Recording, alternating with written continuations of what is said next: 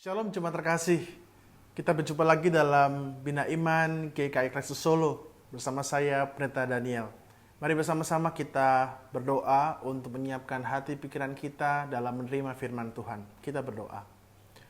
Tuhan, kami mohon biarlah kuasa Roh Kudus yang boleh mengilhami setiap kami agar firman Tuhan diberitakan sungguh-sungguh menjadi rema dalam hidup kami sehari-hari. Kami berdoa dalam nama Tuhan Yesus Kristus. Amin. Jemaat Tuhan, kita akan menyimak pembacaan Alkitab kita yang diambil dari Injil Markus pasal 10 ayat 46 sampai 52. Injil Markus pasal 10 ayat 46 sampai 52. Yesus menyembuhkan Bartimeus.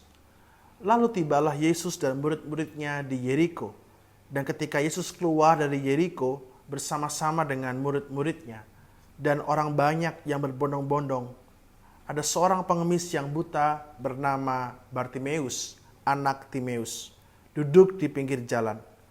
Ketika dengarnya bahwa itu adalah Yesus orang Nazaret, mulailah ia berseru, "Yesus anak Daud, kasihanilah aku." Banyak orang menegurnya supaya ia diam, namun semakin keras ia berseru, "Anak Daud, kasihanilah aku." Lalu Yesus berhenti dan berkata, "Panggillah dia." Mereka memanggil orang buta itu dan berkata kepadanya, "Kuatkan hatimu, berdirilah, ia memanggil engkau." Lalu ia menanggalkan jubahnya, ia segera berdiri dan pergi mendapatkan Yesus. Tanya Yesus kepadanya, "Apa yang kau kehendaki supaya aku perbuat bagimu?" Jawab orang buta itu, "Rabuni, supaya aku dapat melihat." Lalu kata Yesus kepadanya, "Pergilah, imanmu telah menyelamatkan engkau." Pada saat itu juga melihatlah ia, lalu ia mengikuti Yesus dalam perjalanannya. Jemaat terkasih, kalau orang punya anak biasanya akan memberikan nama yang bermakna baik gitu ya. Nama yang pasti terkandung sebuah doa harapan bagi anak itu. Kita berjumpa dengan seorang yang namanya Bartimeus dalam Injil Markus. Bartimeus anak Timeus. Ternyata arti namanya itu berat sekali. Tidak seperti biasa kita dengar ya.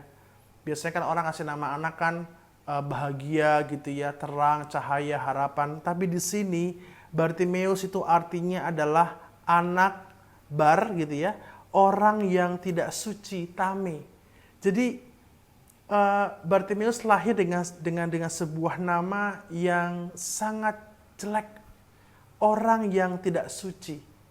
Penafsir mengatakan bisa kemungkinan Bartimeus lahir dalam kebutaan, dan kebutaan itu juga dialami juga oleh ayahnya, sehingga namanya menjadi sebutan turun-temurun, anak yang buta dari seorang ayah yang buta.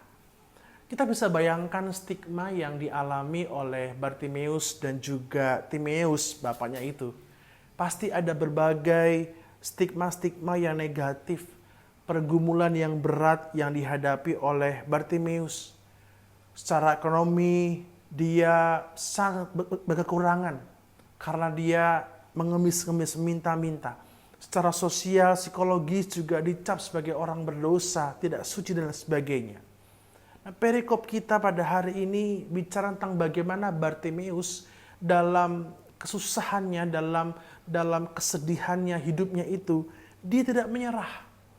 Bartimeus tidak sekedar minta-minta saja, tapi ketika dia lihat ada Yesus lewat di Yeriko itu, ketika dia melihat dan mendengar soal siapa Yesus, dia meraih kesempatan itu untuk mengubah kehidupannya.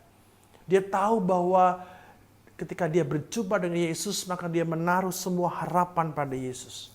Orang-orang mungkin menghalang-halangi dia, karena pada waktu itu dikatakan Yesus hendak menuju Yerusalem, hendak untuk merayakan Paskah, dan biasanya itu jalan yang sangat ramai. Ada banyak orang yang menunggui para peziarah untuk menyampaikan doa-doa mereka. Bartimeus salah satunya. Karena ia tak sanggup ke Yerusalem, ia menitipkan doa kepada para peziarah. Dia berjumpa dengan Yesus. Bisingnya suara keramaian tidak membuat dia berhenti untuk terus berteriak mengatakan, Yesus anak Daud, kasihanilah kami. Mungkin situasinya sangat ramai dan orang-orang mencegah dia untuk berkata-kata atau berteriak kepada Yesus. Tapi Bartimeus tahu, Yesus adalah kesempatannya. Dan dia tidak menyerah di situ. Tuhan mendengar Bartimeus. Dia mengatakan, dia bertanya, apa yang kamu inginkan? Bartimeus langsung tahu. Dia mengatakan, Rabuni, aku ingin melihat, dan dia sembuh. Ini adalah perjumpaan iman Bartimeus dengan Yesus. Yesus melihat bukan hanya perjuangan yang begitu diteguhkan dalam diri Bartimeus, tapi Tuhan juga melihat ada iman yang menjadi dasar dari perjuangan Bartimeus. Bartimeus tahu bahwa dengan imannya itu, ia ingin mengubah keadaan. Meskipun keadaan kala itu, meskipun suara-suara orang-orang sekitar mengatakan, Bartimeus, engkau nggak mungkin bisa berubah. Engkau sudah menjadi keturunan buta. Engkau pasti sudah dikutuk dan lain sebagainya. Tapi Bartimeus mau mendengarkan suara Tuhan. Bukan suara-suara negatif yang ada di sekitarnya. Ataupun suara negatif yang ada dalam dirinya. Jemaat terkasih, kadang-kadang kita suka mendengar suara dalam diri kita. Kamu nggak layak, kamu itu bodoh, kamu itu jelek, kamu itu tidak sekeren orang lain, kamu itu sudah gagal dan lain sebagainya. Jangan sampai kita menilai seluruh kehidupan kita hanya gara-gara satu kondisi yang sedang kita hadapi saat ini. Memang saat ini barangkali kita berada dalam situasi yang susah. Kita berada dalam situasi yang sulit. Kita gagal, kita down. Tapi ini hanyalah satu bagian babak kehidupan yang tidak mewakili seluruh kehidupan kita.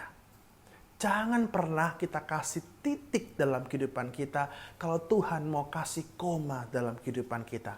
Artinya apa? Masih ada kesempatan buat kita untuk bangkit. Masih ada harapan buat kita untuk menjadi pribadi yang lebih baik lagi. Masih ada waktu buat kita untuk berteriak kepada Tuhan sama seperti Bartimeus. Dengan iman, dengan perjuangan kita, Tuhan akan mendengarkan kita. Tuhan akan mendengarkan setiap seruan doa kita. Dan Tuhan akan mengubahkan sesuatu hal yang tidak baik ini menjadi baik.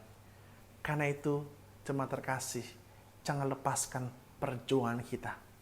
Jangan lepaskan iman dan pengharapan kita. Mari kita belajar dari situasi Bartimeus. Ketika ia mau terus mendengar suara Tuhan. Ketika orang mengatakan, hidupmu titik Bartimeus, dia mengatakan, tidak. Hidupku koma, karena ada Yesus yang lewat depanku. Yesus bukan hanya lewat, dia berhenti di depan kita. Maka mari kita berserah, kita berikan kehidupan kita, iman pada Tuhan. Mari kita berdoa. Terima kasih Tuhan buat firman pada hari ini. Meskipun Tuhan, Engkau yang tahu sendiri bagaimana situasi kehidupan kami masing-masing. Mungkin saat ini kami sedang berada dalam situasi yang sulit, dalam pergumulan. Mungkin kami mendengarkan suara kami bahwa kami gagal. Kami stop di sini Tuhan. Tapi firman-Mu mengajak kami untuk kembali melihat Engkau. Ada iman dan pengharapan bahwa Engkau akan mengubah situasi kami. Biarlah kami seperti Bartimeus yang tidak menyerah pada keadaan, tapi mau terus mengusahakan apa yang baik, karena kami tahu ada masa depan yang baik dalam tangan Tuhan. Terima kasih ya Bapa, kami serahkan seluruh kehidupan kami dalam nama-Mu, Tuhan Yesus Kristus. Amin.